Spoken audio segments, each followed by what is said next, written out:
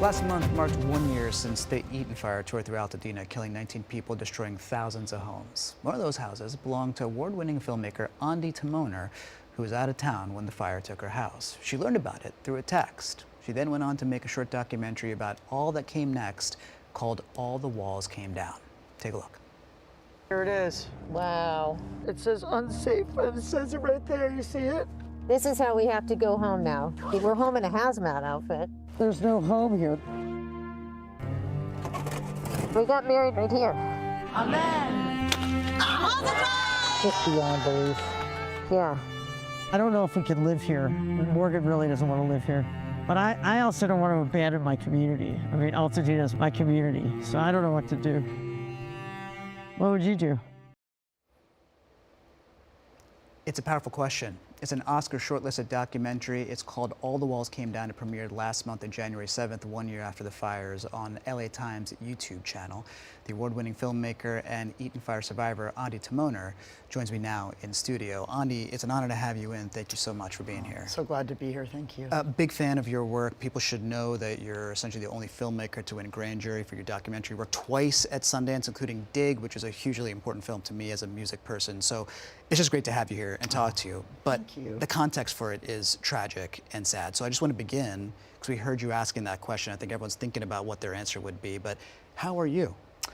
You know, I can't complain. I'm okay. It's over a year now. It's 13 months, and we moved to Joshua Tree to heal in a calm place, and the community out there has been so welcoming.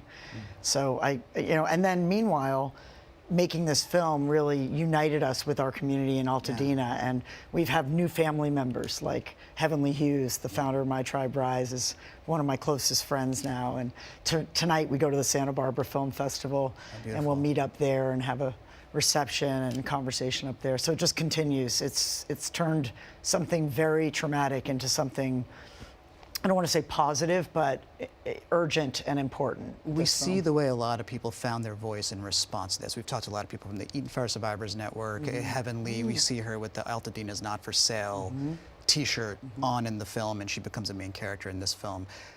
The movie starts with a very interesting voiceover from you, where you're talking about a health scare and a sort of Kate Bush-like deal with God that you made. It's like Faustian bargain, ultimately, where if you say, essentially, if you get through this health scare, fill in the rest. Yeah, I actually was so scared about my son having no mother. And as I was going in to get this sort of definitive test on whether I had pancreatic cancer or not, I prayed, burn everything, burn every film, burn every award.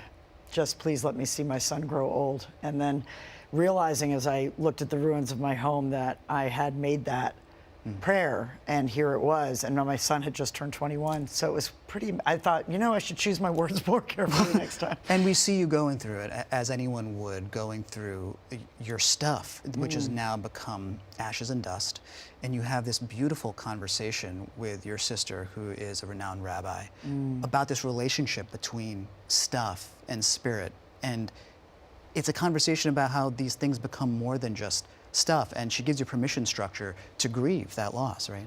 Yeah, she reminds me that we're not in charge sometimes, and I think that's a really important, letting go and just accepting a huge loss like this. It's hard as humans. We can't wrap our head around the immensity of what is lost. And what's interesting is you don't really know what's most important to you until everything's gone. And for me, it was these cards that my son had drawn that I had framed all over my bathroom because it was sort of embarrassing to have them publicly, but they were so amazing. And they marked every year of our life together. And I just felt like it was such a blind spot as a filmmaker not to have photographed them. But it's those things. It's the scrapbooks and the hard drives of all my IP, you know, all that kind of stuff. So much, given this incredible filmography that you have. And Ondi, I'm glad you brought up your son, because we see this conversation you're having with your son in the ruins, and he is essentially saying that it's not the same for me as it is for you. This place, when I was 15 to 19, it was a depressive time for me. It was COVID. In a way, and then that hits too, because he said, you know, I'm ready to let go of some of this, and maybe for you it's different. How did that moment hit you? Because it feels like something that people can relate to, different relationships to the place in the film. I wanted to really make a film that was at once very intimate and personal like that, and nuanced about, because look, the town burned down. Yeah. Los Angeles suffered on both sides of LA. It's the most, costliest fire in U.S. history. So there's just thousands of people that have been touched by this and by fires, and we're going to have more of this happening. As I say, we're the first climate refugees you may know personally, but not the last. And so I wanted to make something that would be relatable to everyone who's losing their stuff, who's feeling guilty, to realize, oh, there is a spiritual aspect to the material, and hear that from my sister. But my son's reaction is also just so surprising and relieving.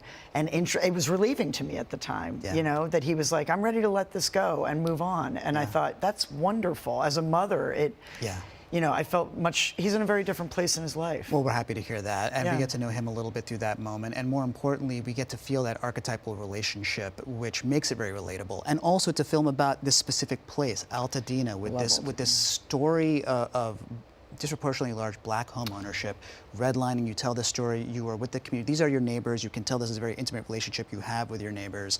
Just talk about how they're doing now, too, and what you feel like they need, because it's one of the conversations we're talking about. Thank you. I'm so glad you asked that, because the reason we made a short film, and we're going to make a feature over time, but the reason we released a short film 6 months, 7 months after the fire at Telluride is because we have a really urgent situation in our town, which is a beloved, beautiful place.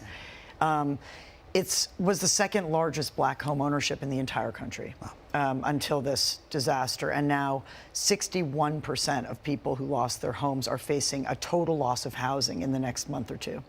So we have a petition on change.org.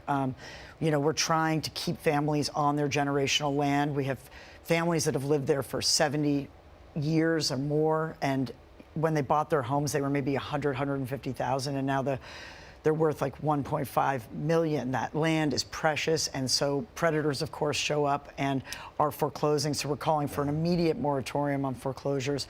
We're working with the Eaton Fire initiative, the network. There's so many. There's a coalition. There's accountability for Altadena. My Tribe Rise, of course, are our partners in all this. To demand that Edison International pay at least $200,000 to each family, and it's not in addition to; it's just in advance, so that they can make it through 2026 until the Edison is going to have to settle in court, because they kept the power on. Right. So, no, it's a big conversation. I know about whether that comes out of the California Wildfire Fund, which Edison has been contributing to, or whether it comes out of their own profits, and we can talk about that. And we're out of time now, but before I let you go, I did want to ask, as you pose that question to yourself, that Faustian bargain, given everything you've seen, would you make that bargain again? That's a really hard question. I would love to have some of the most treasured items, but I also accept where we are today, and I'm grateful, so grateful to people like Heavenly and people that I've met, and all my team, my nephew who made the film with me, for just joining in, my brother, my mom, everybody, my wife who scored the movie, Morgan Doctor, we came together. My son is working on the social media, it's beautiful. And we're working as a town, and that's the greatest joy and hope, and so I'm just trying to look forward. Well, the film is it poses this really deep question out the gates, and it will become something that I think, as we say, we can all relate to. We learned so much about Altadena. We'll see what comes next. It's All the Walls Came Down. You see the film postered there. We're looking forward to the full and feature length on the back of this, Ondi, and we're just really happy to have you. Hope to talk to you more in the future. Really honored to be here. Thank you so much. Ondi Timoner. Thanks for watching our YouTube channel. Let Spectrum News be your resource for balanced, in-depth political coverage. And click the subscribe button here. You can also download our app and watch us on TV to learn more about the candidates, where they stand on the issues, and more. We'll see you then.